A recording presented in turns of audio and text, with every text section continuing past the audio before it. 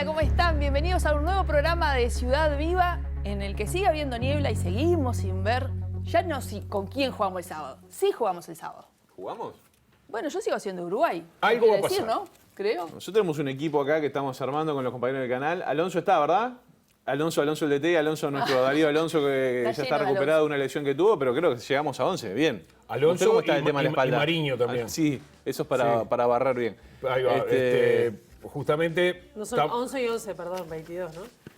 No, ellos que pongan los 11. Sí, la selección que ponga sus Ellos 11. tienen más de 11 aparte Sí. y muy buenos jugadores. por Nosotros otra no parte. es. Pero es una vergüenza. Ayer- Más allá del chiste, es una vergüenza. Ayer decíamos, confirmado Zambia. Sí. Confirmado Zambia. Hoy tenemos que decir que marchó Zambia también. No. Viene Zambia porque tenía una espera como de 10 horas en el aeropuerto de Madrid antes de venir para acá.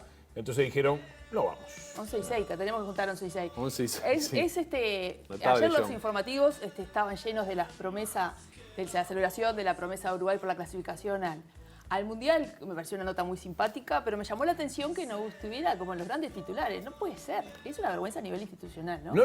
¿Y no reenganchaste, Josema, con No. con la selección en bicicleta? Yo salí en la chiva de tarde, pero no encontré ninguno. O sea, ya habían ido muy temprano. A esta hora fueron. O sea, no, viejo. Igual hicieron 15 kilómetros. No hicieron mucho. Pero- Y Godín en bici eléctrica. Sí. Está bien, se está cuidando. Pero te voy a decir una cosa. Godín. ¿Te acordás cuando Fabricio Pérez decía, una moto, Una en el cumpleaños de moto. la gran muñeca? Una moto, Godín, por favor. Bien, Cavani liderando el pelotón. Y Cavani liderando el pelotón, sí, Sí. con Roget, ¿no? Creo que Exacto. iban adelante. Pero capaz que ya sabían que no se jugaba, ¿no? Porque es bravo hacer una promesa, por mínimo que sea. Son jugadores de elite, jugaban el sábado un partido Bueno, en fecha. amistoso tampoco. Pero igual, o sea, el caminar fuera de. Pero un tramo muy corto también. Vos decís, con hace viajes- mella. con viajes Tan en el entero, medio. Tan entero, que si me pasa a mí, que estoy en la lona, bueno, capaz, y hago 15, 30, hasta 40 sin drama, que hagan 15 de ellos. Sí, yo, si hubiera sido en otro momento de mi vida que mi padre estaba involucrado, iba en el auto, súbanse, chiquilines, lo conocemos en auto, cuiden esa piernita, que ahí va, Cavani, mucho el subiste a la futuro. camioneta, ¿qué sé, de la Cavani? alegría de la gente. La promesa era caminar 2 cuadras, era toda la promesa que le dejaba hacer. Pero Sí, bueno, sí. no sabemos entonces que no les podemos dar esa información porque no está. No es que acá No falte estamos, ni en no MB de Noticias ni acá. Aún no está. No hay rival por el momento. 10 horas, por 10 horas exactamente, la selección de Zambia no vino, por esperar 10 horas en el aeropuerto de Madrid. Y 10 horas fue lo que duró la interpelación, no, el llamado a Comisión General ayer comparecencia. del ministro Luis Alberto Heber. La comparecencia del ministro del Interior Luis Alberto Heber en régimen de Comisión General en el Senado. Que tuvo de todo, ¿no? Que tuvo de todo. Claro, que hubo más, se discutió además del tema de seguridad, surgieron otros temas, ¿no? Hablando de seguridad, por lo menos obviamente que el oficialismo lo respaldó, dijo que hubo plan que presentaron. ¿Se acuerdan que hubo además hubo por lo menos 2 cuartos intermedios, un momento que se pidió que fuera secreta la sesión porque era el ministro del Interior había dicho que iba a presentar El plan. no el plan, sino fotos que adjudicaban a personas que eran narcotraficantes o estaban vinculadas al narcotráfico Sí. a algunos de los asesinatos que todavía están en investigación. Entonces no quería mostrar esas fotos a la ciudadanía, ¿no? Y desde parte del Frente Amplio, que no quedaron conformes, para ellos no hay plan y está negando la realidad. Pero como decía Josema, uno de los temas centrales tiene que ver con, no sé si uno de los temas centrales, nosotros lo abordamos y miramos eso en el noticiero, que tiene que ver con algunos de los temas que tangencialmente surgieron y que tiene que ver con los femicidios, ¿no? Que el ministro Heber dijo, fue por motivos sentimentales, después lo arregló porque se ve que se dio cuenta, dijo, bueno, Faltó meter violencia de el género. drama pasional, como se Y decía bueno, antes, fue ¿no? casi. Un drama apasionante. Sí. Y después la intervención de la senadora Bianchi diciendo, hablando ahora van Ustedes a saben agregar, que para mí los homicidios son todos son todos iguales. iguales, que si son de personas gays, si son de trans, no sé cuántas otras especies que van a inventar o que pueden inventar. Tremendo. Eso fue un poco... Especies. Un poco mucho Sí, fuera de lugar. Bueno, pero, Un poco bastante. por eso, pero esas son las cuestiones de los coletazos más anecdóticos, capaz, ¿no? Pero no es anecdótico, Marcelo, porque en realidad habla de una concepción de retrocesos. Claro, exacto. Era inviable, eso sería un escándalo. En otro tiempo hubiera sido un Sí, escándalo. de alguna manera esas declaraciones deslegitiman todo Los lo que se ha caminos venido hechos. trabajando, La ¿no? lucha de años. Exacto. Nosotros hoy sacamos a una representante de social feminista y es realmente, es muy doloroso. Es, ¿No? es lamentable, en eso estamos totalmente de acuerdo. Lo que no es novedoso. Bueno, pero que una senadora que lo diga de esa manera, yo creo que se me Y parece. Está bien, Son varios casilleros atrás. es lamentable. Como cultura, ¿no? Es lamentable, pero no es novedoso que la senadora Bianchi se refiera de esa manera a este tipo de temas. Y que parece que lo hiciera incluso hasta provocativamente, como para que se hablara más de ese tema, más de eso que de los El temas tema de de fondo. seguridad.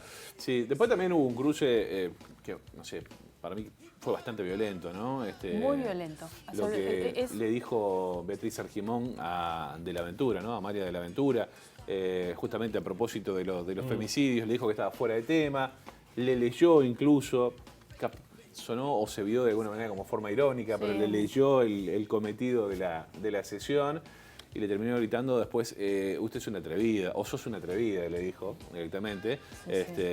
Y claro, si ese es el nivel de discusión a nivel parlamentario que vamos a tener, o que tenemos en realidad, después uno que puede esperar de las redes sociales también, ¿no? Cuando cualquier energúmeno con acceso a internet y a redes sociales puede decir lo que se le cante sin tener ninguna consecuencia. Si el nivel de discusión parlamentario es ese, es muy difícil bajarlo a tierra, ¿no? Y más el día que se conocieron que hubo 2 femicidios más, ¿no? Sí. Además, 2 muertes además, más. sí. En Tacuarembó y en Paysandú. Paysandú. Terrible, gurises, porque aparte ¿no? los femicidios son parte de asesinatos, que es lo que más ha crecido y lo que más ha preocupado y de alguna manera uno de los puntos que llevó a esta comparecencia, ¿no? Que lo que el Frente Amplio entiende una falta de respuesta o de un plan claro para abordarlo. Sí, es un tema que no está en la agenda aparentemente del gobierno. O si está, no está con el énfasis que tendría que tenerse. Otros gobiernos tampoco quizás lo hicieron de esa forma. Recuerdo cuando se declaró la emergencia sanitaria, el presidente Luis Lacalle Pou fue consultado en una de las conferencias de prensa, aquella que teníamos todos los días, con qué pasaba justamente para atender la situación de la violencia de género. Y él, yo no sé si fue un acto fallido o fue lo que le salió en el momento, pero dijo, bueno, son daños colaterales de la pandemia. Es como que el tema no está muy en la agenda. No sé si me explico, ¿queda claro? O sea, no es una de sus prioridades. Para hablar justamente de todo lo que sucedió ayer en el Parlamento, en el Senado, concretamente, con esta interpelación, vamos a tener dentro de un rato con nosotros al senador Enrique Rubio, justamente que fuera el que convocara al ministro del Interior, Luis Alberto Heber. Así que vamos a estar hablando un poco más en detalle de todo esto. Pero la situación es que terminó con el oficialismo, sobre todo el propio ministro Luis Alberto Heber, señalando que no hay tal escalada violenta, ¿no? Y con el Frente Amplio diciendo que el ministro vivía una especie de realidad paralela. Sí. ¿Cómo puede ser que se vean dos visiones tan antagónicas? Tan antagónica. Y bueno, eso es parte del juego político, juego ¿no? político. De estar en oposición y oficialismo pasaría... Pero no hay un término medio. Y bueno, sería parte... Por eso digo, lo que pasa en el Parlamento es importante porque la gente lo replica. Entonces digo, es gente informada, que puede debatir con argumentos, no se da de la mejor manera 12 horas para llegar a esta conclusión, es decir, bueno, o achiquemos, hablemos menos y vayamos al punto, ¿no? Pero puede decirse, ¿hay un plan? Ahora le 10 horas, preguntamos, ¿hay un vamos a plan preguntarle a concreto? El ministro Heber dijo que sí.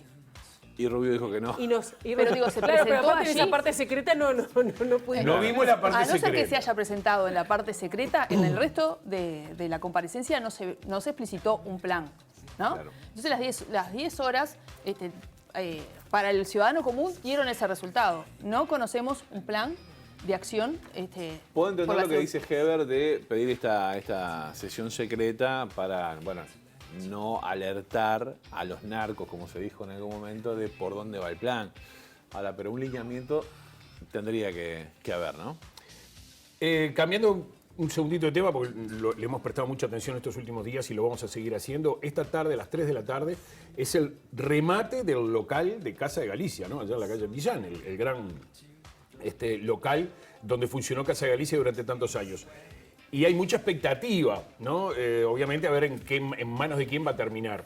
El edificio tiene que tener un uso médico o sanatorial, como se ha dicho últimamente, y tiene muchas posibilidades los 4 mutualistas que han recibido más socios de Casa de Galicia, porque, como bien señalaba el sindicato de Casa de Galicia, de trabajadores de Casa de Galicia, han recibido muchísimos nuevos afiliados. Por lo tanto, tiene que aumentar su capacidad locativa y una buena forma de hacerlo es funcionando en el viejo local de Casa de Galicia. Hoy a las 3 de la tarde veremos qué es lo que sucede. Muy bien. Bueno, vamos a salir de los estudios y vamos a recibir, como siempre, a esta hora a Lucía Gómez para que nos cuente cuáles son las novedades del Centro de Gestión de Movilidad. Lucía, ¿qué tal? Buen día. Buen día, ¿cómo andan? Buen miércoles. Bueno, por aquí con la información sobre el tránsito, en primer lugar comentarles que desde hace un rato ya hay un siniestro en la ruta 5, más o menos a la altura de Luis Valle Berres, que está enlenteciendo bastante el tránsito en el acceso a Montevideo. Así que bueno, a quienes tengan que circular por esta zona, quizá elegir alguna ruta alternativa en la medida de lo posible, o bueno, saber que el tránsito está bastante lento por esa zona. Además, para hoy están previstos algunos cortes de tránsito, se va a estar cortando de manera intermitente durante toda la jornada la calle Ana Monterroso entre Polié y Acevedo Díaz. Además, hoy también va a estar cortada Marco Bruto entre Luis Lamas y Plácido Yauri hasta aproximadamente las 17 horas. Y también la calle Luis Lamas entre Julio César y Basilio Pereira de la Luz hasta aproximadamente las 14. En este momento se está trabajando en una reparación de emergencia de OCE en la calle Roque Graceras, así que ahora está cortada entre Boulevard España y Escocería. Además, la calle Venezuela se va a cortar entre las 10 y las 15:30 horas aproximadamente entre la avenida Rondó y Cuareim. Por la zona del Prado, ya hace varios días que está cortada Juan Carlos Blanco, pero hoy se va a ampliar un poco el tramo del corte, así que va a quedar cortada en la senda que va hacia Graciada entre Atanasio Aguirre y justamente la avenida Graciada. Este corte está previsto hasta aproximadamente el 8 de julio. Y por último, la calle Fleming va a estar cortada entre Pilcomayo y Caramurú hasta aproximadamente el 16 de junio. Hasta aquí toda la información por hoy. Nos reencontramos mañana. Que tengan buena jornada. Muchas gracias, Lucía. Buena jornada para vos también. @IMTránsito, @MDTransporte. Ahí, como siempre, pueden acceder a toda la información que también nos complementó allí nuestra compañera Lucía Gómez. Y que para saber qué pasa con el clima ahora y lo que va a estar pasando los próximos días, también tenemos una placa para contarles en principio que hoy la mínima fue de 7 grados. Hoy estaba más despejado, ¿no? Porque de acuerdo a la cámara, está más no hacía despejado. tanto frío. Menos frío. Seguramente sí. el índice de humedad, que era bastante alto, tiene que ver con eso. Ayer era 99. 99. Yo lo Estamos noté a punto de hacernos agua. En el pelo lo noté. Sí, que se te pararon las puntas, ¿no? Sí. Se No, te- pero después se hizo frío, ¿eh? Sí. Bueno, 7 grados decía la mínima. ¿Qué temperatura tenemos hoy, Taroco? Ahora. 10 grados. Se lo medio 10 bajón, grados. medio bajón, Taroco. Sí. Y eso que la no le música gustó está 10 grados. divina. A ver, Bueno. Taroco, dígalo de nuevo. Ah, va, con alegría. Ahora sí. Que no- porque le había salido la voz nublada, Sí, claro. algo nubosa, la voz algo nubosa. Claro. 7 grados decíamos, la mínima hubo hoy. 10 tenemos ahora y 13 va a ser la máxima. Sí. Mañana, sáquele una fotocopia. 7 la mínima, 13 la máxima. Y el viernes 6 la mínima y 9 la máxima. No está prevista lluvia para estos próximos días. Así que por ahí la seguimos llevando. Qué bueno. Con cielo nuboso y algo nuboso siempre. Tampoco vamos a tener mucho sol. Exacto. Así que O van a sea, estar ahí, más o menos. Frío, pero no tanto. No llueve. Esas son buenas noticias cuando uno trabaja en la calle. No sé si Sí. se hacen... Sí. Es buena noticia para los carnavaleros también, ¿no? No llueve. Así que... Para los carnavaleros A esta ahora. altura, No, pero digo, siempre te digo por tu perfil, en de febrero. periodista carnavalero también. Pero es una buena manera de presentar a mi movilero favorito. Está que creo rodeado, que ¿Está rodeado? Está rodeado. Vos De- decís, de tenés gente de su data de que está especie. bien rodeado. De varias sé. especies seguro. De varias No, me- especies, ¿qué varias especies. ¿Qué diría Bianchi? Pero sí. Remitiendo, ¿no?, al pasado reciente de estas declaraciones no felices como siempre de nuestra conocidísima senadora. Es tiempo entonces de darle la bienvenida a nuestro movilero estrella, Luca Veloz. ¿Cómo andás, Luca? ¿Cómo te va, Tania? por suerte siempre tú estás pensando en cómo nos va a los que estamos en el exterior, por suerte, a la intemperie. Pero hoy es un día bastante amable a pesar de la humedad y lo nublado que está. Y seguimos aquí en la zona de Pajas Blancas, cercano a Pajas Blancas, en este refugio de la Liga Bichera de Montevideo, porque conversábamos más temprano con Cristina Enrique a propósito, bueno, de esta dificultad que están atravesando. Son 250 animales que tienen aquí, casi, muchos perros, en su mayoría, pero también gatos, cerca de 60 gatos, y una particularidad: Cristina conoce el nombre de cada uno de ellos, eso es increíble. Sí, además el 99% de ellos llega sin un nombre, se lo asignamos nosotros, a veces de forma lúdica. Si lo traemos de Luis Valleverre se llama Luis, ¿tá? Entonces eso nos facilita también el hecho de recordarlo. Lo que es más fascinante es que ellos se acostumbran al nombre que les asignamos, que no es un detalle menor, porque debieron de tener un nombre anterior y hoy es el que le pusimos. Y estamos caminando por los caniles. Esta es la parte de los caniles. ¿Cuántos tenés aquí? 6 veo. 9. ¿Cuántos? De estos caniles grandes. Estaba inestable la Sí, hay un la problemita de mochila señal allí. desde hoy temprano en Punta Yeguas, ¿no? Sí. Sí, Punta Yeguas, Pajas Blancas, sí, están los amigos de la Liga Bichera. Ya vamos a retomar el contacto con Luca Veloz. Yo quiero aprovechar para contarles a propósito, porque, bueno, están pasando, hoy lo contaba más temprano en MBD Noticias el amigo Luca, pero la Liga Bichera atiende un montón de animalitos allí, y hay varias formas para colaborar, porque, claro, son muchos gastos, ¿no? El alimento es día a día, mano de obra, Y cada vez más, alquiler del lugar, del predio donde están. Todo ha subido, también los alimentos. para Exactamente. animales. Entonces, bueno, hay varias formas de contactarse con ellos para dar una mano, donaciones. 096-130-638. 096-130-638, ese es el celular de la Liga Bichera. Allí hablan con Cristina, que justamente estaba allí hablando con el amigo Luca Veloz, que cuando podamos retomar el contacto, seguimos la recorrida. Ustedes veían lo que era, ¿no? Una cantidad. Y el viento que había, porque el pelo de el Luca viento Veloz, que le sí. avisen, si A retoma, Luca que le avisen que se pase la mano, se porque le había voló quedado la se le había peluca. volado. Hizo la gran loco por Mary. Eso, eso le pasa por tener mucho pelo, te voy a decir, ¿no? Sí. Nuestro Nada, Boris Johnson. nuestro Boris Ay, Johnson. Tiene un qué- look Boris qué Johnson. cosa, Bueno, qué pero vamos cosa. a retomar. Y la verdad que a ¿Cómo mí te aprovechás que no tenés pelo? me parece Lo que muy vas a importante compañeros. destacar el trabajo de toda esta gente que lo hace de forma voluntaria, por amor a los animales solamente. Así que, porque no obtienen rédito. Y que hay muchas iniciativas, ¿no? Ya cerca, yo vivo en la zona y todos los primeros sábados de cada mes, en el shopping de Portones hay ponen como un stand de adopción, Sí. y bueno, y ahí también se recaudan fondos y se vende merchandising. Hay muchísimo trabajo que vos decís, de ese trabajo militante en el día a día por solucionar algo que tiene que ver con la salud de los humanos también, porque cuando el perro se enferma también la gente que vive en su entorno. Entonces, esto de recuperar esos perros que luego se abandonan, qué salvarlos, sentido? curarlos.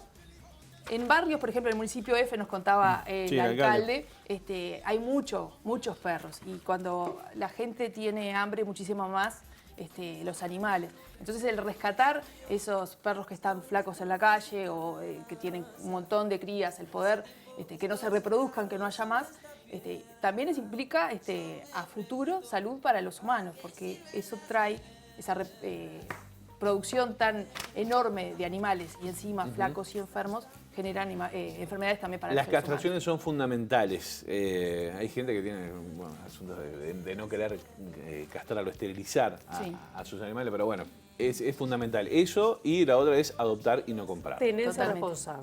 Tenencia responsable. Vamos a contar, vos ya dijiste que se viene Rubio. El senador Rubio dentro de un ratito va a estar con nosotros, exactamente. Y antes, ¿me voy yo? Dale. Voy a decir lo que viene antes, Víctor Giorgi, porque hay un nuevo aniversario, el 95 del Instituto Interamericano del Niño. ¿Cuáles son los desafíos de la infancia? Y sobre todo, además, no puedo decir saliendo porque ya me han corregido especialistas, en el marco de una pandemia que ya lleva más de 2 años. Un poco más adelante vamos a tener a 2 especialistas, 2 educadores sexuales, para hablarnos de eso, la educación sexual en la educación formal, que es no es una noticia, eso existe desde hace muchísimos años, pero lo que han cambiado son los adolescentes. Y bueno, veamos cómo está esta educación y estas personas a las que va esas políticas educativas. Hacemos una pausa, ya seguimos en Ciudad Viva.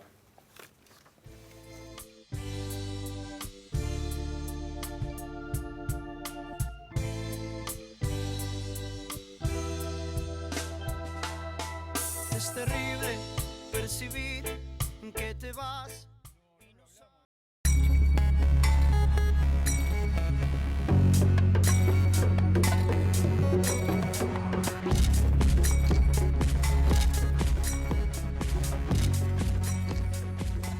Esta semana se está cumpliendo el 95 aniversario del Instituto Interamericano del Niño y de la Niña. Y para eso estamos recibiendo con muchísimo gusto a Víctor Giorgi, que es el director de este instituto. Víctor, bienvenido, muchas gracias. Tanto tiempo, ¿no? La verdad que sí. Porque Giorgi, bueno, ha tenido distintos desempeños a nivel público, fue decano, profesor y decano de la Facultad de Psicología, pero también estuvo al frente del Instituto del Niño y el Adolescente. No sé si era INAU, Sí, en ese ya era momento INAU, ya era ahí INAU. empezó a ser Ha INAU. cambiado tanto de nombre que con distintos énfasis, pero como para un panorama general, ¿cuáles son los grandes desafíos, las prioridades que hoy tiene el Instituto Interamericano del Niño, que estamos hablando de todo el continente, sobre las infancias? Bueno, como tú decías, el instituto se fundó hace 95 años con 3 grandes pilares contextualizados en la época, con un lenguaje que hoy nos resulta un poco extraño, pero básicamente 3 pilares, y es el desarrollo de una concepción y de conocimientos y teorías de la infancia desde América, o sea, en sintonía con lo universal, pero resaltando las características propias de la niñez americana, un espíritu de articulación con todos los actores y un lenguaje de derechos que ya desde aquel momento en el acto inaugural se lee lo que se llamó la Tabla de los Derechos, que es el primer antecedente a nivel americano de una formulación de derechos del niño, ¿no? Esos 3 pilares siguen activos hasta el día de hoy, reformulándose en muchos aspectos. Hoy la forma de pensar la infancia es diferente y las responsabilidades de los estados y de los garantes son diferentes. Y en ese contexto las prioridades del instituto son aquellas que define cada 4 años en su plan de acción, que se construye con el Consejo Directivo, que está formado por representantes de los 34 estados del sistema interamericano, y también en consulta con sociedad civil, y más recientemente, en las últimas versiones, hemos incorporado la consulta a las organizaciones de niños, niñas y adolescentes. Esto es algo nuevo. Darle voz. Darle voz, exactamente, tomar en cuenta sus propuestas, validarlas, y esto ha sido un cambio muy importante, ha sido realmente un cambio muy importante, que nos ha puesto como referencia a nivel de la región, incluso diría a nivel mundial, en cuanto a esta dinámica permanente de consulta a través de redes, que tienen un funcionamiento permanente, que no se convocan solo para la ocasión, sino que son espacios que funcionan habitualmente y que recurrimos a ellos para las consultas. A mí me gustaría preguntarte cuáles son los planteos de los niños, pero también pienso en lo que estamos saliendo, ¿no? Si es que estamos saliendo de la pandemia, que parece que ha habido una regresión de derechos a todo nivel, ¿no? Porque estoy hablando de pobreza, hay más pobreza en varios países del continente, han quedado aislados, les ha provocado un alejamiento o una revinculación con el sistema educativo, digamos, una validación también con todo lo que tiene que ver con la tecnología, temas de salud mental. Te planteo todo eso, pero realmente me parece sumamente preocupante, ¿no? Sí. Y en eso, si ellos hablan y que dicen de todo Exacto. esto, ¿no? No, a ver, Son muchos temas. Pero... La pandemia es algo que nunca se había dado, tiene muchas cosas nuevas, pero también es cierto que lo que hizo fue visibilizar, profundizar problemas que ya existían. O sea, cada país, cada familia, cada persona enfrentó la pandemia con lo que tenía, con su sistema de seguridad social, con su capacidad de salud instalada, con su conectividad, con sus espaldas para soportar los vaivenes laborales, etc.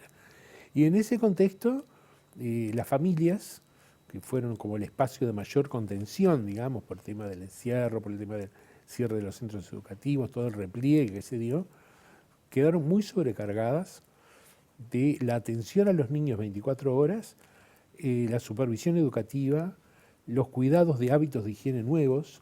Si todos sabemos lo que cuesta hacer que un niño se lave los dientes al acostarse, Pensemos lo que es que se lave las manos con alcohol, que se cambie la ropa cuando entra, ¿no? Todo eso que se recargó fundamentalmente en las figuras femeninas por una cuestión cultural y tradicional y que generó mucho estrés, mucho estrés. Entonces, cuando hoy hablamos con los niños, niñas y adolescentes y vemos cuáles fueron para ellos los efectos de la pandemia, en primer lugar el tema de la violencia, intrafamiliar y a nivel institucional, pero fundamentalmente intrafamiliar. El estrés de los adultos terminó siendo una situación violenta para ellos.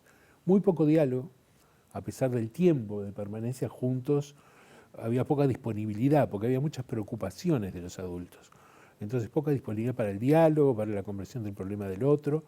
Los adultos tenemos la idea de que los niños y adolescentes no pueden tener problemas serios, que son tonterías, que los problemas serios los tenemos nosotros, que somos los que trabajamos, pagamos las cuentas. Y eso no es así. Los niños tienen problemas que sufren y que dejan consecuencias. Y en ese contexto, bueno, el tema de la escuela también fue un tema de muy gran sacudón. Los niños perdieron el vínculo pedagógico, sí, que más o menos se logró compensar en algunos casos, no en todos, pero perdieron el lugar de encuentro con sus compañeros, con otros adultos.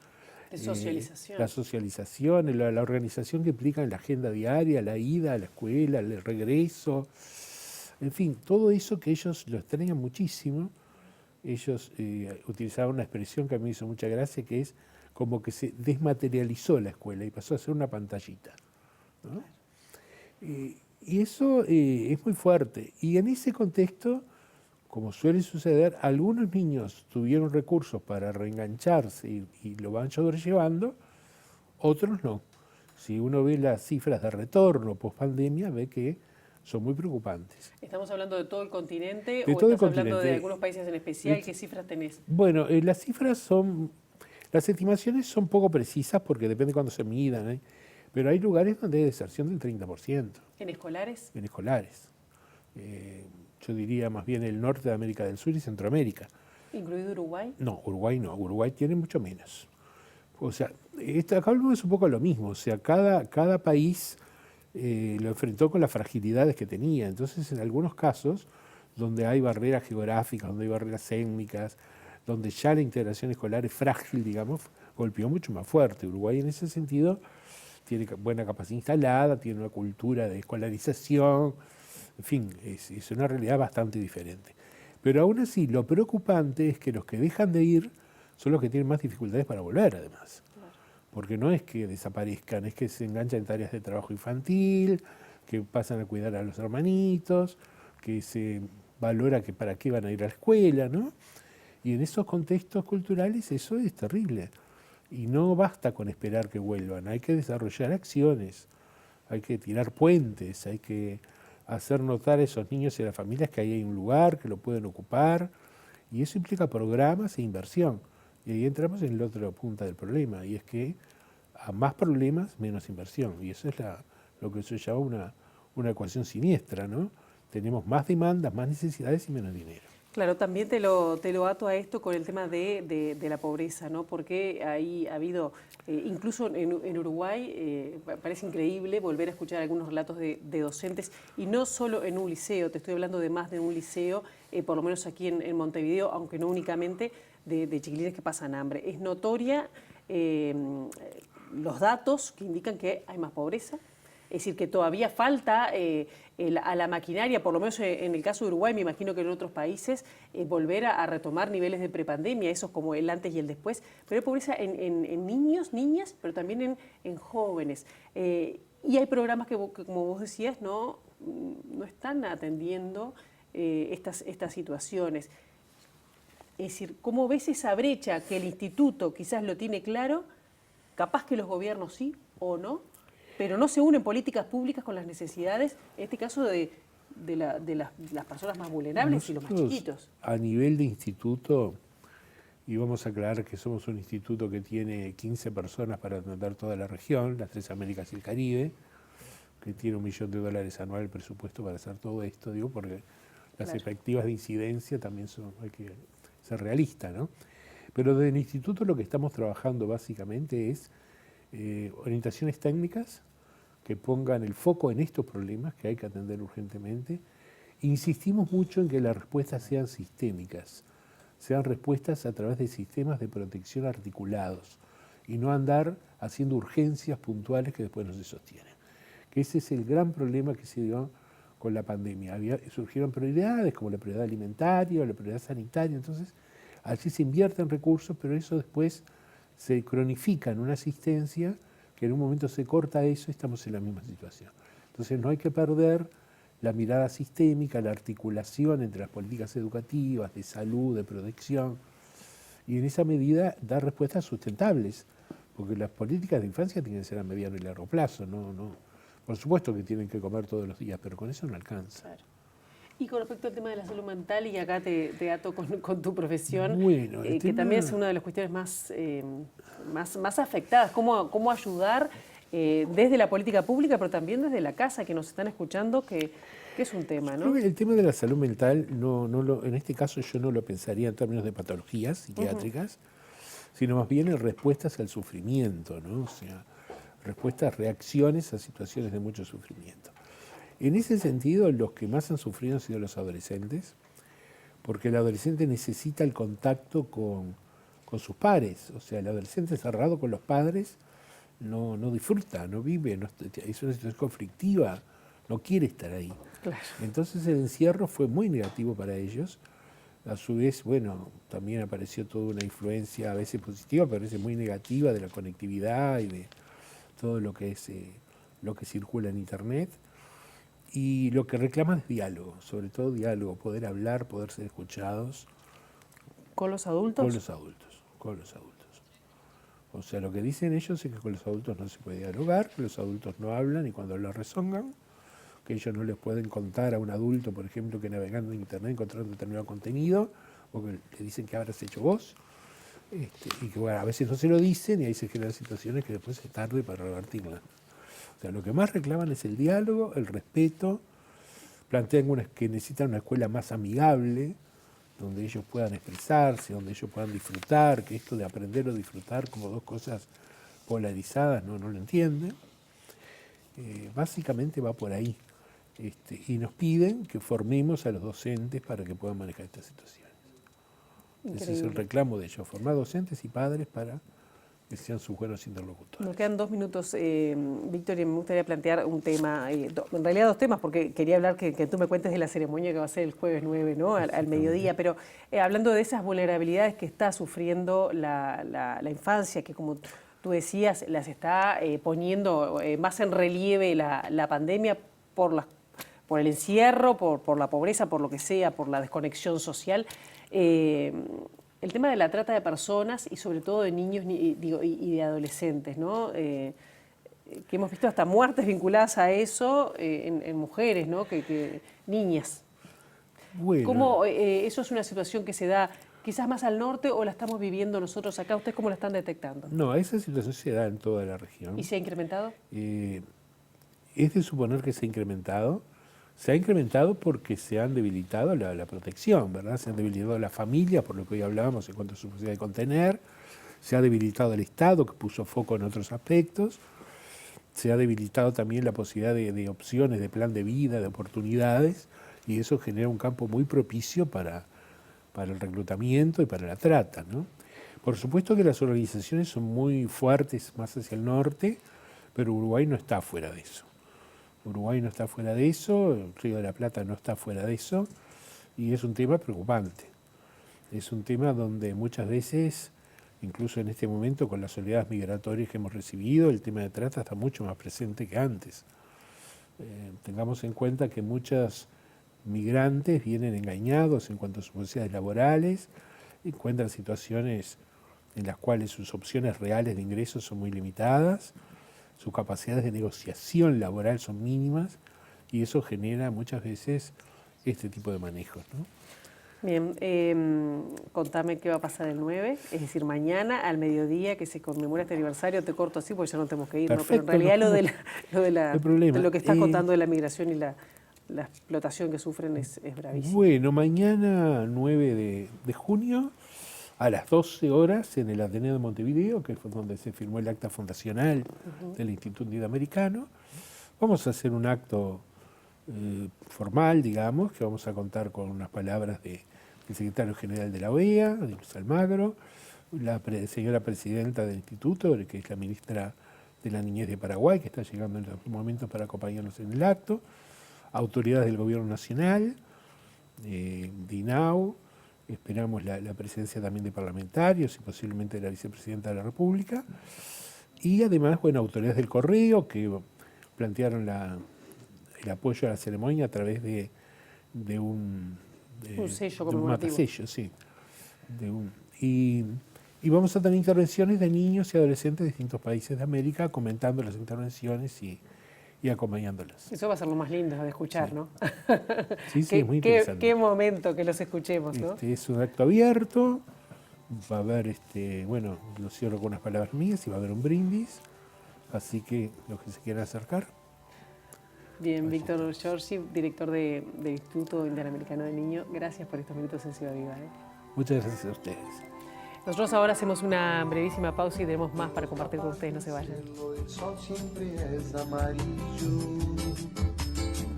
y la lluvia o las nubes no pueden velar tanto brillo.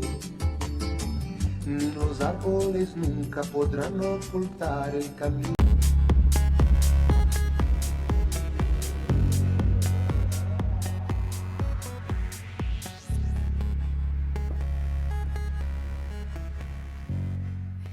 Seguimos en vivo, estamos en este programa que hemos dado en llamar Ciudad Viva porque precisamente trata de todos estos temas que suceden en la ciudad en el día a día. Y si algo pasa es esto de la sexualidad de nuestros adolescentes, que en los temas buenos y en los temas malos, lamentablemente, lo vemos a diario en los informativos. Por eso hablar de educación sexual es importante y en lugares que tienen la credibilidad como los institutos de formación de niños y adolescentes es mucho más aún. Estamos recibiendo con muchísimo gusto a Mariana Sanabria, que le hablábamos, le deben decir Sanabria todo el tiempo, y a Nicolás Sosa. Ellos son profesores de enseñanza secundaria, biología, filosofía. También son educadores sociales y son docentes de Sexur, una de las dos instituciones que forma a educadores sexuales en nuestro país. Muchísimas gracias por estar aquí. Bienvenidos. Muchas gracias por la invitación. Yo decía en la presentación que por allí, por el 2004, es cuando el tema de educación sexual en la educación formal empezó a conversarse, pero recién en 2006 se forma la comisión de la ANEP, ¿es así? Correcto. Y hoy por hoy, ¿cuál es la realidad? ¿Cómo está la educación sexual hoy en nuestros liceos? Dentro de educación media trabajamos, cada liceo tiene una figura de referente de educación sexual, que tiene una carga horaria de 10 horas para atender a toda la institución. ¿En los 3 turnos? En los 3 turnos, sí. O los 10 que horas. Sí. Es bastante poca la carga, a su vez como es una persona sola también, si bien se trabaja de forma articulada con el equipo, si es que lo hay, algunos liceos no tienen equipo multidisciplinario, nada, es desde esa carga horaria, sí, pero todos los liceos tienen su referente de educación sexual. Es una de las reivindicaciones aumentar el número de horas, porque esto que Sin estábamos duda. diciendo no es precisa mayor análisis. 10 horas para los 3 turnos de un liceo. Para un los, solo- para los 3 o 4 turnos en algunos casos, y también no hay que olvidarse que el rol de referente de educación sexual supone un trabajo articulado con la comunidad también, es decir, trabajar con familias, trabajar con docentes, trabajar con estudiantes, es decir, que de alguna manera estamos en un eje donde estamos constantemente atendiendo situaciones y emergentes que también a veces dificulta un poco el trabajo más progresivo y vamos como al cortafuego, ¿no? Es decir, a un taller puntual o una situación puntual o a determinadas situaciones de violencia que se presentan en las instituciones que, bueno, que requieren la presencia y la acción urgente de la persona que está en el rol. Y hacerlo en un marco de coherencia, ¿no? Ustedes decían, atender lo que se hace bien, atender lo que se hace mal, y en ese sentido también es importante estos talleres que dan para docentes y esta formación en educación sexual que se da a nivel de adultos, ¿no? Sí, sin duda, es súper importante y aparte da ciertas garantías respecto de la importancia de la existencia de la educación sexual en distintos ámbitos, no solo en la enseñanza formal, sino en otros ámbitos y espacios informales que requieren la presencia de personas formadas. Es decir, que de alguna manera reivindicamos la importancia de la formación en ese sentido y que no cualquier persona puede ser educador o educadora sexual sin más, sino que requiere una formación y una especialización. Y es útil para todos los ámbitos, porque en Sexur recibimos gente, no solamente docentes, gente que ya se dedica a la educación, sino profesionales de la salud, de la psicología, de ámbitos que decimos nada que ver, pero en realidad tiene que ver, como, no sé, la arquitectura, el cine, de todos los ámbitos en realidad. Y en todos los ámbitos la educación sexual viene a traer sus aportes, ¿no? Súper necesarios. Ustedes que son testigos privilegiados de esa necesidad, de ese interés, ¿ha crecido? Sí, un montón. Totalmente. Cada vez hay más interés. Sobre todo hay urgencia. ¿no? Hay urgencia porque no tenemos que olvidar que el ámbito de la dimensión de la sexualidad es un ámbito que florece en todos los espacios, que nos es inherente. ¿no? Entonces, por más que a veces digamos, bueno, la educación sexual tiene que ver más o con la docencia o tiene que ver más con ámbitos específicos a la sexualidad, a las ciencias humanas o la biología o la medicina, no es privativo de ningún campo y de ninguna circunstancia. Entonces, hay como una emergencia respecto, eso se ve en los chiquilines y las chiquilinas con los talleres lo que traen, las preguntas, dónde buscan, qué quieren saber, ¿no? Esto se ve clarísimo. Quiero ir específicamente ahora a hablar de ellos, de ellas, que son los protagonistas, ¿no? Estos adolescentes que son unos distintos a los que aquellos 2004, 2005, 2006, de cuando se empezó a evidenciar la necesidad de este tipo de educación. Pero quería enfocarme en eso que vos decías de apagar incendios, porque generalmente uno ve estos talleres cuando hay una situación de violencia sexual o en un centro educativo cae como una bomba, una situación que golpea a todo el colectivo.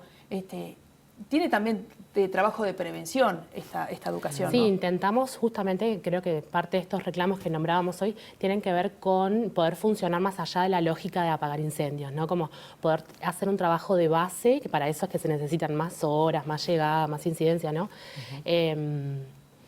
Pero justamente poder ir más allá, que obviamente siempre estamos atendiendo emergentes, ¿no? Pero poder hacer un trabajo como más profundo. Hablábamos fuera del micrófono, ustedes me decían que lejos de crecer este número hay en esta administración como incluso menos fuerzas para estas reivindicaciones que ustedes están planteando. Claro, porque como no, en realidad no se ha logrado una estabilidad mediante los concursos, es decir, acceder a efectividad, ¿no? Como una cuestión más estable en el cargo, que de hecho no es un cargo.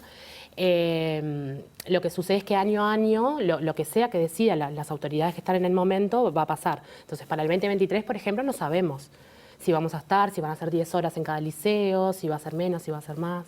Si van a seguir trabajando en el mismo centro educativo. Eso siempre elegimos año a año. Podemos cambiar si queremos, pero no sabemos ni si vamos a existir como rol. Más fuerte aún. Más fuerte todavía.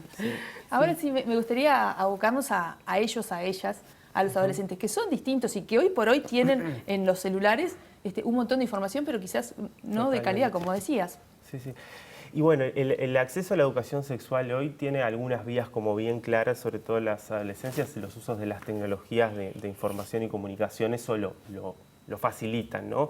Por ejemplo, series, ¿no? El consumo de series que tengan un contenido muy vinculante a la sexualidad son una forma de generar un cierto vínculo, un acercamiento a qué es esto de la sexualidad, qué le pasa a mi cuerpo, qué siento, cómo se tiene una primera relación sexual. Y después otro aspecto fundamental es el consumo de pornografía, ¿no? Es decir, que cada vez más los adolescentes y preadolescentes tienen acceso a la pornografía, ¿no? En las distintas búsquedas que hacen por internet, porque es de alguna manera de acceso libre, ¿no? Entonces también creo que ahí el rol del educador y la educadora sexual tiene un énfasis fundamental para poder no restringir, porque no podemos controlar y no es la función tampoco ni la finalidad controlar lo que los adolescentes consumen, sino que de alguna manera es promover y promocionar ciertos hábitos saludables de poder elegir, de poder entender qué es lo que estoy viendo, a qué me estoy enfrentando. Sí, pensamos a la educación sexual como un acompañamiento, ¿verdad? En esto de que, bueno, el mundo es el que es, las prácticas que tenemos son las que son, pero que puedas tener este elemento que te permita discernir, ¿no? Como en esto de la pornografía, que es tan específico, diferenciar entre la ficción y la realidad, ¿no? Poder saber que nuestras interacciones sexuales pueden ser mucho más ricas, como salida de esos libretos tan muchas veces violentos incluso. Entonces es un montón el trabajo que se nos plantea. Y esa decantación, ese acompañamiento, ¿es una de las demandas de ellos? ¿Qué surgen en esos talleres que ustedes dictan? ¿Qué les interesa? ¿Qué les preocupa? Y bueno, diversidad de temas, ¿no? Lo interesante es que si hay algo que interesa es la dimensión de la sexualidad en su completitud. Todo lo que uno le lleve sugiere un interés, hay un interés, un enganche, ¿no? Pero siempre hay temáticas mucho más puntuales. Una de las temáticas que aparece fundamental es, bueno, la utilización del lenguaje inclusivo como una preocupación en esto de poder nombrar identidades que no se identifican con binarios masculinos y femeninos, por ejemplo, personas que se autoidentifican, adolescentes no binarios. Ese es uno de los temas. Después cuestiones vinculantes también a la identidad, a la construcción de identidad y la convivencia en los centros educativos respecto de la diversidad de identidades trans, identidades y género, ¿no? Entonces, de alguna manera hay como una preocupación y una demanda, ¿no? Hay una pregunta, hay un interés puntual de acercarse, decir, bueno, queremos esto, nos interesa eso, nos está pasando lo otro. O sea que desde ese punto de vista hay un empoderamiento y creo que en parte tiene que ver mucho con los movimientos sociales, sobre todo los movimientos feministas y de diversidad sexual que han hecho que las nuevas generaciones se empoderen del interés por la sexualidad que tal vez en nuestras generaciones era algo más solapado o inexistente, ¿no? Entonces es súper importante como por ahí. ¿Vos querés agregar algo, algún tema que Sí, un interés que surge mucho en estos últimos tiempos es también en esto de la diversidad, tomada como en sentido amplio, la diversidad corporal también. Como mucho esto de poder sentirnos bien con nuestro cuerpo, de qué plantea el mundo como estereotipo de belleza o como ideal de salud, están así, como esos debates también aparecen, que creo que son buenísimos, ¿no? ¿Y qué no les interesa? Porque muchas veces desde el mundo adulto intentamos que eso que nos preocupaba a nosotros, si a ustedes les parece que hay temas que ya no, imagínense desde el rol de preguntar, ¿no? Sí. Aquellas cosas que me interesaban en mi adolescencia no son... Yo diría que las cuestiones más higienistas, que es el modelo que estamos más acostumbrados y acostumbradas, ¿no? De las infecciones y los anticonceptivos y como toda esa parte, siento que es una información que ya se tiene y que en verdad, muchas veces no, pero se accede más fácil. Sí, y que hay, claro, y que ya hay una noción de que, por ejemplo, en el uso, pensando en el preservativo, por ejemplo, inciden muchas otras cosas que no tienen tanto que ver con saber cómo se coloca, sino muchas veces modelos de vinculación, los propios mandatos de género, etcétera.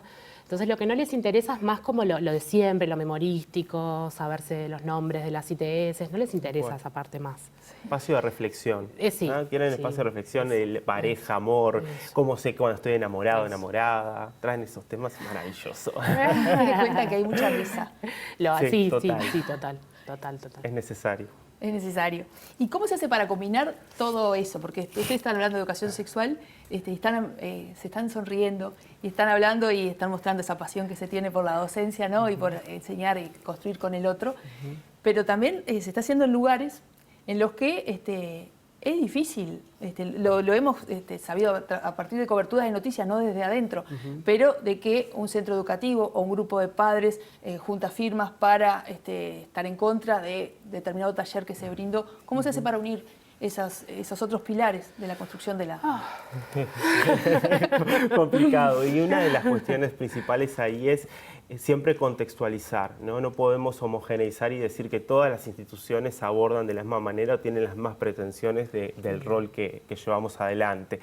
Tiene que ver también, ¿no?, con cuestiones vinculadas a las familias, cómo las familias inciden en las instituciones educativas. Entonces eso determina de alguna manera el trabajo, los intereses, pero sí, en algunas comunidades la incidencia religiosa es mucho más fuerte. Entonces eso también predispone a que hay más resistencias o que se genere esto que vos decías recién, ¿no?, el debate de poder establecer, bueno, a quién le compete la educación sexual, si es una cuestión de valores y familia o de institución. Sí, sobre la sexualidad todavía recae esa mirada de que es un asunto privado, ¿no? Como que todos los demás temas está bien que se trabajen en el liceo o en la escuela, pero la sexualidad es un tema para la casa, ¿no? Como que aún hay un sector de la población que piensa eso y que de hecho se han organizado, hay un proyecto de ley para cambiar el funcionamiento de la educación sexual y que la comunidad pueda decidir quién la imparte, ¿no? Que eso diluye como esto de que hay que tener cierta formación, como que no es cualquier persona. Entonces sí, hay que entrar en diálogo, ¿no?, con esas personas incluirlas hasta la medida que se pueda también. Sí. Partimos de lo general del plan, fuimos a lo particular los chiquilines y tenemos que volver a lo general, porque quizás sería una solución esto de que los planes de la estabilidad, por ejemplo, de este tipo de educación, de esta área de la educación, esta estabilidad, este formateo distinto. Sí, no sé si se le llamaría solución, pero sí sería realmente una parte muy importante, muy fundante de nuestro trabajo para lograr un programa nacional de educación sexual más robusto, con más incidencia, que no dependa tanto de la realidad concreta de la institución, de si te reciben, si hay apertura o si no, sino que haya un consenso nacional de que esto tiene que estar. Nosotros les queremos agradecer mucho la presencia acá, hablábamos fuera del micrófono, tienen que ser un libro de cabecera para nosotros los periodistas que tampoco a veces sabemos qué precisan nuestros adolescentes. Totalmente. Así que muchísimas gracias por estar. Gracias a ustedes por el espacio. Por favor, nosotros nos vamos fuera del estudio de TV Ciudad porque está nuestro compañero Eduardo Delgado en móvil. Hola Eduardo. Mauri, me dicen, Mauri Pérez. Yo si no es Luca Veloz, me confundo. Mauri Pérez, ¿cómo estás? ¿Cómo estás, Tania? Como tú decías, estamos aquí en el espacio activo de la Intendencia de Montevideo, donde se ha montado un laboratorio de bromatología en este marco de las jornadas sobre inocuidad alimentaria. Para hablar de qué se está realizando aquí en este lugar, estamos con Natalia Pastorino, que es la directora del Laboratorio de Bromatología de la Intendencia de Montevideo, a quien queríamos consultarle, primero que nada, sobre cuál es la importancia de la inocuidad alimentaria, por qué es importante controlar la calidad de los alimentos. Buenos días. En el laboratorio de bromatología lo que hacemos es justamente verificar la inocuidad de los alimentos que se consumen en el departamento de Montevideo y en algunas otras regiones del país. La inocuidad es importante porque hace a la salud de la población y nosotros verificamos tanto la inocuidad como la genuinidad, o sea que no se comercialicen alimentos falsificados o adulterados. Dos áreas del laboratorio, la parte de química y la parte de microbiología. ¿Qué se hace en el laboratorio de química, en la parte de química, y qué se está mostrando aquí en este espacio? Bien, como tú decís, existen dos áreas en el laboratorio, una que es la del laboratorio de microbiología y otra que es la del laboratorio químico. En el laboratorio químico se realizan ensayos físico-químicos justamente de los alimentos, y lo que se hacen a grandes rasgos se determinan residuos de plaguicidas, micotoxinas, se determina acidez, pH, entre otra batería de análisis que se encuentran reglamentados en la normativa alimentaria. Y en el laboratorio de microbiología se determinan microorganismos indicadores y microorganismos patógenos, los cuales tienen que estar ausentes en los alimentos. ¿Y aquí qué se está mostrando en el área de química, por ejemplo? En esto que montamos acá, en esta jornada de inocuidad, tenemos unos ensayos físico-químicos rápidos, porque la idea era hacer algunas determinaciones sencillas para que los niños y la población en general vea un poco de lo que trabajamos en el laboratorio. Acá tenemos una parte que vemos una acidez en leche, vemos la presencia de almidón en algunos alimentos, vemos la presencia de hierro, porque todos los alimentos que contienen harina de trigo por decreto tienen que estar fortificados con hierro, entonces verificamos con unas pintitas la presencia usando dos reactivos. Después vemos toda la parte de colorantes que están acá a continuación. Y bueno, esos son más o menos los análisis que podíamos hacer acá. Y hablando de la parte de colorantes, uno de los experimentos que genera mayor atracción es determinar los colorantes que contienen cada uno de los alimentos. ¿En qué consiste esta prueba, por ejemplo? Ese ensayo lo que tiene es un papel de cromatografía o un papel de filtro al cual se le moja y tiene que ser una muestra en polvo. Esto es muy interesante para los niños porque en realidad como que se ven todos los colores que uno no ve en el producto en polvo, que lo terminas viendo una vez que se pega al papel. Bien. Estamos con Sebastián Montudey, uno de los químicos de aquí del laboratorio, y a ver cómo es esta prueba para tener los colorantes, en este caso del helado de chocolate. El helado de chocolate, que se comercializa normalmente. Lo que hacemos es eso, interactuar con los niños, colocar una placa, en este caso un papel cromatográfico, lo mojamos y le pedimos a los niños que con la ayuda de una espátula soplen el polvo del helado en ese papel. Y ahí es donde empiezan a verse los colorantes que tiene este producto. Lo voy a hacer ahora, así lo pueden observar.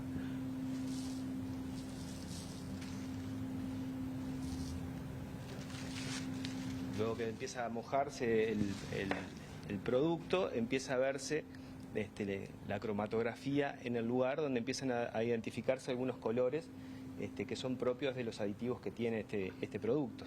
Por ejemplo, ¿qué colores generalmente tiene ese helado de chocolate? Había una prueba que habíamos realizado.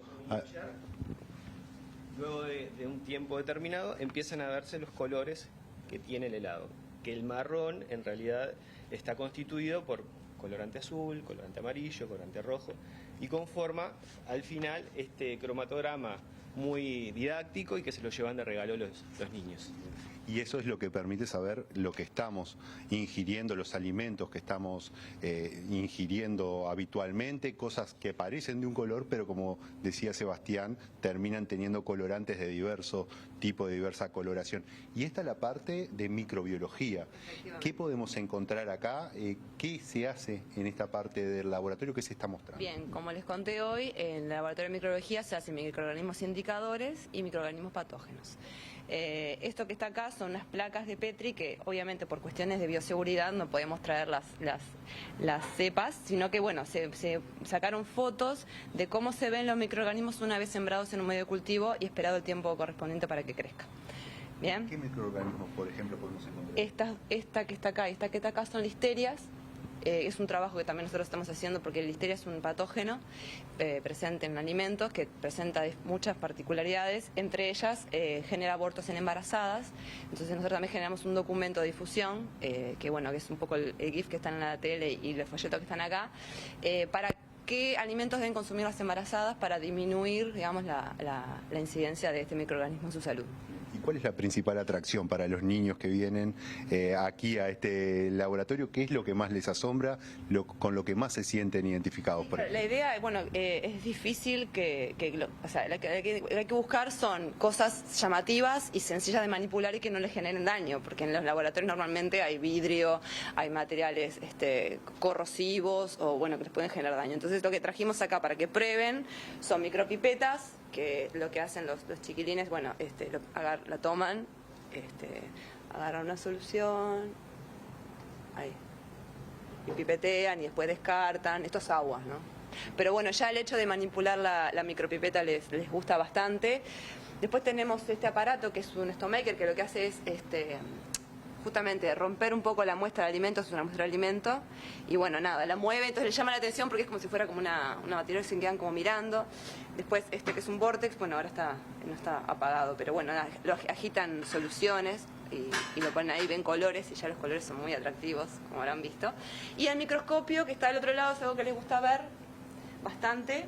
Bueno, esto sigue siendo... esto es un poco una reliquia que teníamos en el laboratorio, unos microscopios que no están operativos, pero esta es la diferencia entre lo que era antes y lo que tenemos ahora. Y bueno, le gusta mucho ver también en el microscopio que hay una cepa de estafilococos, que lo que cuando miran el microscopio ven dos pelotitas todas rosadas, y bueno, ahí le explicamos un poco qué son, para qué sirve, qué causa, dónde puede estar presente. Bueno, básicamente eso. Una forma amena de incorporar la ciencia también en los niños y en los adolescentes. Creo que uno de los objetivos es sembrar la semillita de la ciencia en las futuras generaciones de forma didáctica y atractiva, ¿no?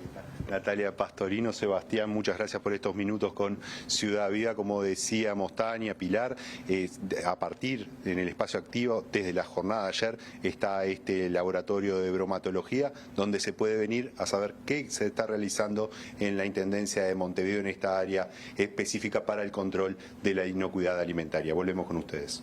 Muchas gracias, Mauricio, muchas gracias por esa recomendación que aceptamos. Vamos a ir ahí, tiene que ver con el día a día, esto de cómo se controla que lo que estamos consumiendo esté en buenas condiciones. Y hablando de recomendaciones, antes de ir a la pausa, les quiero recomendar 2 páginas de Instagram que tiene que ver con la entrevista que acabamos de realizar con los educadores sexuales, y es una que se llama De Género y Filosofía, todo junto, De Género y Filosofía en Instagram, y también la de Sexur, para tener allí un poco de educación sexual, eso que necesitamos tanto para hablar con nuestros adolescentes. Ahora sí, nos vamos a una pausa porque queda mucho más Ciudad Viva para compartir. Mejor que sientas solo por ahí. Yo mismo que ya no te quiero ver.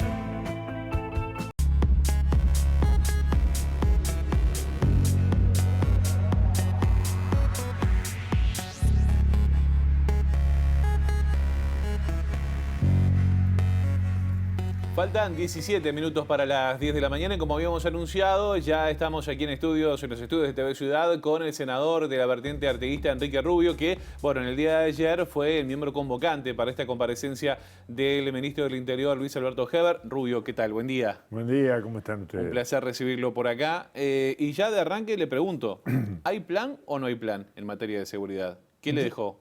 Yo creo que no hay plan. O sea, lo que hay es una pintura de los principales responsables de la distribución hacia las bocas de pasta base.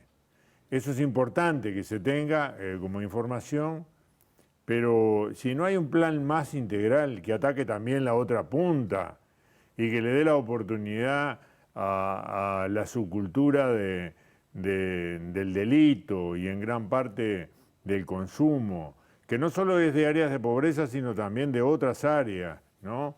De salir de eso, o por lo menos a los más jóvenes, a muchos de los más jóvenes, de poder salir de algo que viene de reproducción intergeneracional. Entonces, si el plan no es integral, no es plan. Y eso supondría que algunos ministerios que deberían trabajar integrados en esto y con los vecinos, hicieran esa acción. Y nosotros no vemos esa concepción. Entonces decimos, ni en materia de persecución del delito y de represión del mismo, que hay que hacerlo para el cierre de las bocas y todo lo demás, hay posibilidades de tener éxito. Va a haber una guerra desde ese punto de vista, como viene existiendo en los últimos meses, pero no logra el objetivo porque eso se reconstituye. En la medida en que existe una oferta que viene del exterior y un consumo que está instalado en el país y un negocio en torno a eso, hay una economía de la droga que se puede dañar, pero es muy difícil de revertir. Ahora el oficialismo dice que todo esto está eclosionando de alguna manera porque, hablando mal y pronto, según dicen las autoridades, se apretaron las clavijas y es por eso que estamos viendo hechos bastante complejos. Yo creo que influyen otros factores. Puede apretar las clavijas en algunos lugares, también se apretó antes, pero se hizo de una manera, desde el punto de vista de la inteligencia policial, que era con otras características, ¿no? Y que dieron lugar a todos aquellos operativos que dirigía Gustavo Leal, que eran los operativos Mirador y que eran otros, tenían el impacto y no provocaban, la cantidad de homicidios que ha habido en estos casos. Y no es que no se persiguiera, sino que se hacía de otra manera. Ahora, en este caso tenemos una secuencia que nos resultó extremadamente preocupante de homicidios que además terminan teniendo efectos colaterales, como le llaman, desde las guerras, en personas inocentes de todo tipo y especie en los barrios, y esto está muy complicado, ¿no? Y vemos un crecimiento desde mediados del año pasado, desde que bajó en la pandemia, un crecimiento y que fundamentalmente se acentuó en los últimos 5 meses. El ministro habló de 3 meses, pero tenía información de 5. Por eso yo dije, no está manejando las cifras que debería. Y en realidad, en los últimos 150 días, o sea, los 5 meses de este año, van 170 delitos, ¿no?, de homicidio. Sí. Y más otros delitos y más el carácter espantoso que tienen muchos de ellos, ¿no? Algunas cosas son, yo no digo que sean evitables, ¿no? Suceden, pero llevadas hacia adelante de esta manera, bueno, vamos a tener en el resto del año, lamentablemente, una colección de situaciones espantosas, muy grande, y lo peor del asunto es que, además de en sí mismo ser muy malo, no creo que logren el objetivo en el largo plazo. A pedido del ministro, ayer buena parte de esta sesión se hizo en forma secreta. Sí. ¿Valió la pena? ¿Era necesario que esa parte se hiciera? Obviamente no le vamos a preguntar de qué hablaron o qué informe dio el ministro, pero ¿valía la pena? ¿Era información realmente que merece catalogarse como secreta? Yo creo que valía la pena que fuera secreta porque en realidad involucraba nombres de personas. Ajá. Entonces era inevitable de que fuera secreta.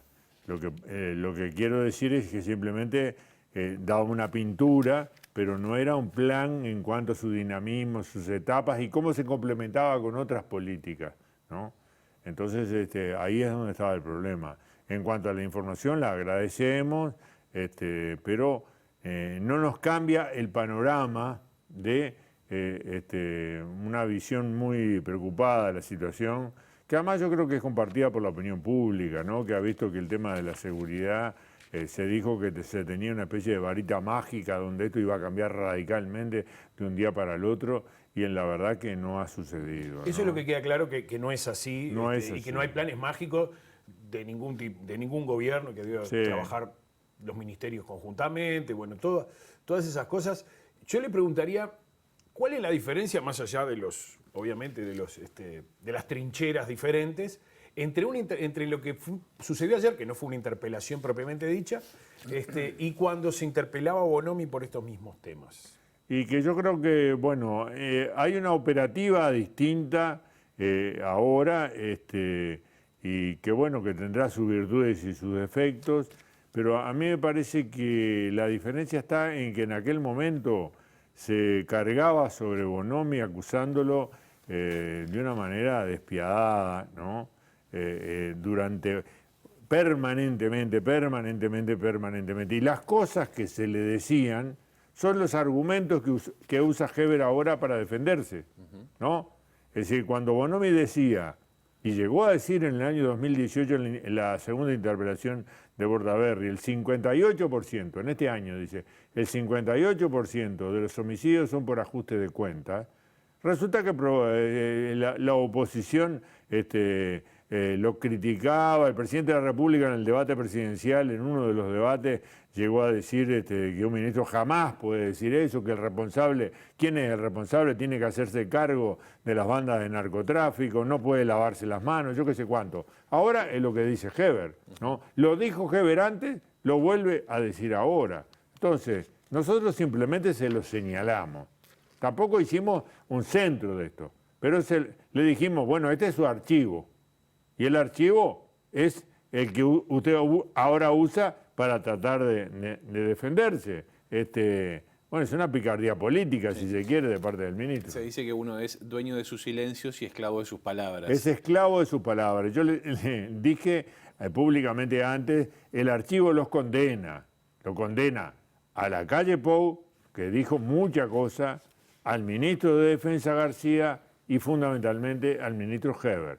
Ahora, yo no me quiero quedar tampoco atrincherado y detenido en el tiempo y en el pasado. El problema es cómo sigue. Entonces le dijimos, ¿por qué no hacemos, por ejemplo, un GACH que tenga sustento de todos los partidos y que sea mucho más potente del que hay ahora, ¿no? Bueno, el ministro lo apreté un poco con eso y al final dijo que bueno, que podría ser, ¿no? Pero quien tiene que tener la iniciativa en esto es el gobierno y no la oposición, porque es el que tiene la responsabilidad. Ahora, a propósito de eso, no hubo, obviamente, no hubo una transición de gobierno porque son de pelos políticos diferentes, ¿no? Pero muchos expertos en la materia de seguridad que estuvieron en el gobierno anterior, en algún momento podían haber sido convocados por este nuevo gobierno. Se habló de alguna reunión de Larrañaga en su momento con un jefe de policía, por ejemplo, y algunos los dieron de baja. ¿Por qué no se aplicó la experiencia anterior a este gobierno? ¿Por qué cree que es eso? Porque el gobierno tenía una actitud un poco como que venían de fundadores de la República de vuelta, la verdad. Y entonces hicieron un barrido general de todo lo que pensaban que era Frente Amplio. Y en realidad eran funcionarios profesionales, la inmensa mayoría, que no tenían absolutamente nada que ver con la fuerza política. Yo no digo que en la cúpula no hubiera un grupo de confianza del ministro o de los ministros sucesivos que han existido, pero en realidad mucho más abajo, gente que había acumulado experiencia profesional durante muchísimo tiempo en inteligencia y en la lucha contra el delito, que había hecho cursos en el extranjero y demás, fue desplazada, ¿no? Y este desplazamiento me parece a mí que ha sido uno de los errores más gruesos que ha cometido este gobierno, no solo en el área del Ministerio del Interior, sino también en otros ministerios. Este espíritu refundacional de alguna manera lo está pagando la sociedad, ¿entiende? Lo paga la sociedad. El espíritu refundacional en lo que deben ser políticas de Estado, porque los temas son tan pesados que llevan a un trabajo de largo plazo que no se puede encarar en un gobierno, sino en varios gobiernos. Ese espíritu es justamente el de llego y borro todo y empiezo de vuelta, y entonces estamos siempre en el mismo punto. Y quien sufre las consecuencias es la sociedad, porque el tema no se soluciona. Antes de comenzar la participación ayer en el Senado, usted había dicho que veía que el ministro y el ministerio llevaban un rumbo errático. Sí. Después de escuchar al ministro, ¿se ratifica en eso? Yo ratifico en cuanto a que es un rumbo que no abarca el conjunto del problema, ¿no? Y los puntos neurálgicos del problema.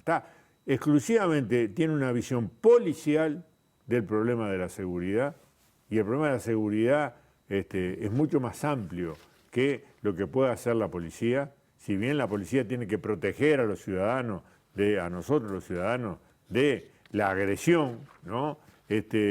Pero combatir esto implica mucho más que lo que pueda hacer la policía. Y creo que es darle a la policía una carga mayor que la que pueda asumir. Nosotros la respaldamos plenamente, pero nos parece que no hay que darle tanta carga. Entonces, el plan como tal, yo no lo veo que sea un plan. Veo que toca un aspecto, ¿no? Y que va a seguir en la línea que ha venido hasta ahora en relación a las bocas de pasta base, pero veo que por el otro lado está el tema de la subcultura del delito y de barrios, y que pueden ser en zonas marginales o no, y si no hay un trabajo social que a veces es rápido, ¿no? Y donde convergen el Ministerio de Salud Pública, el Ministerio de Educación y el Ministerio de Vivienda, por ejemplo, si no hay sobre eso, y si no hay un trabajo en cárceles, los tres elementos, y no se los junta, en realidad esto no se resuelve. Y la situación en cárceles está En cada vez más cárceles, compleja. según el último informe de Petit, pasaron 22.000 personas en un año, entre los que estaban, los que salieron y los que entraron, más las familias, ¿no? Entonces estamos hablando de algo que afecta a decenas de miles de personas. Y bueno, y uno no lo puede encarar simplemente con una represión focalizada, que es la que se busca en torno a este tema de las bocas, que yo coincido que hay que cerrarlas, pero que se reabren a las 2 cuadras, ¿no? Sí. Esa es la experiencia relativamente rápido. Y hay que apuntar al grande, en todo caso. Y al grande. Sí. Una cosa, hay un sector dentro de la coalición de gobierno que ha sido bastante crítico con el tema seguridad en general, y es Cabildo Abierto. Sí. ¿Cómo fue el comportamiento de ellos en la... Y Cabildo Abierto ayer? dijo de que bueno, que antes había estado muy mal, pero que ahora todavía estábamos mal, ¿no? Mal y lejísimo Manini, Manini dijo eso, ¿no? De lo que debería lograrse, y fue crítico con el pasado, y también hizo este juicio sobre el presidente, y no fue mucho más allá, ¿no? Y después Cabildo revuelve la olla. Sí, había dicho antes más cosas, ¿no? Había dicho que había que cambiar los elencos, pero no lo reiteró durante la interpelación. Domenech había dicho, a propósito de eso, recién estaban hablando de Bonomi, ¿no? Y se había hecho como aquel hashtag, renunció a Bonomi. Había mal clima y la culpa era de Bonomi, por ejemplo. ¿Usted entiende que cambiando la titularidad del ministerio se puede haber una solución o puede ser mucho peor incluso? Yo creo que el tema acá es de la responsabilidad, en último término, es del presidente de la República, ¿no? Es el que tiene que asumir frente a esta situación las decisiones. Entonces me parece un poco que nosotros deberíamos ir por otro camino. No hemos convocado a Heber, una sola vez lo convocamos a la Comisión de Seguridad y Convivencia que yo presidía el año pasado, una sola vez, y no ha habido interpelaciones. Nosotros no creemos que sea en una figura, si bien ha hecho un conjunto de declaraciones que son muy infelices, ¿no? Muy infelices desde agosto del año pasado, y que denotaban desconocimiento de la situación, más juicios que, en fin, quedan discutibles de todo punto de vista.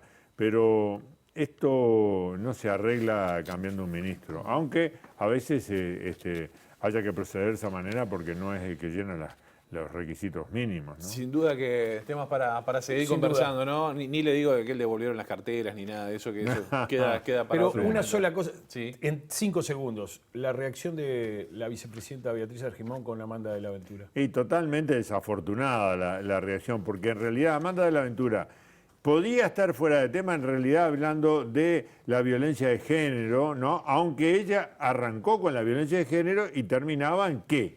Entre los feminicidios. Y los feminicidios forman parte de los homicidios. Como los homicidios en cárceles forman parte de los homicidios, estaban incluidos. Yo los puse en la exposición inicial. Entonces, venía en ese desarrollo y la presidenta se desacató, digamos, de alguna manera. Nosotros no quisimos hacer en ese momento una cuestión política, que en otras circunstancias hubiéramos hecho, ¿no? Porque nos hubiera llevado un par de horas y distorsionaba totalmente el debate en el que veníamos. Pero realmente me parece que no correspondía y además en ese tono, ya ha pasado más de una vez, ya ha pasado más de una vez. Con Andrade. Sí, con Andrade, ¿no? Incluso conmigo en una oportunidad cuando le dije, usted no puede decir lo que dice, tiene que bajar acá. ¿No? Tiene que dejar ejercer la presidencia del Senado y entonces puede debatir, pero no puede emitir opiniones sobre el debate desde la presidencia. Y se enojó, yo qué sé. Nosotros la estimamos y demás por las posturas que ella ha tenido en los temas fundamentalmente del feminismo y demás, pero hay momentos en que ¿cómo que se dice? Se fue la dispara moto. Ahí está. Bueno, y hablando de moto, pues me hizo acordar la bicicleta y ahí sí asocié a Bianchi también, pero eso lo dejamos para otro momento. Sí. Rubio, muchas gracias. No, muchas gracias a ustedes. Muy bien. Nosotros estamos prácticamente en el final, Marcelo, pero vamos a hacer contacto con el móvil, que está Luca Veloz, ¿está allí? Luca. Exacto, José María, nos corrimos de la periferia, estamos en el centro de Montevideo, en el movimiento Scout del Uruguay, porque están en plena campaña del abrigo y estamos con Juan Ignacio Winan, junto a otras organizaciones, entre ellos Gurises Unidos. Muchas gracias por recibirnos. ¿Cómo es esta campaña? ¿Cuántos llevan recaudado? No, por favor, gracias a ustedes por venir. Bueno, esta es una campaña titulada El Frío Buen Abrigo. Es una campaña que lanzamos hace aproximadamente un mes. Seguimos recibiendo donaciones, digamos que estamos ya en la etapa final. Este es uno de los puntos de recepción que tenemos, la Casa Scout, acá en Andrés Martínez Trueba, entre Canelones y Maldonado, como tú decías, pleno centro de Montevideo. Y también, como mencionabas, estamos trabajando con varias organizaciones de la sociedad civil y estas donaciones que juntamos van a ir destinadas para justamente los beneficiarios de esas organizaciones. ¿Qué es lo que están pidiendo? ¿Ropa de qué tipo?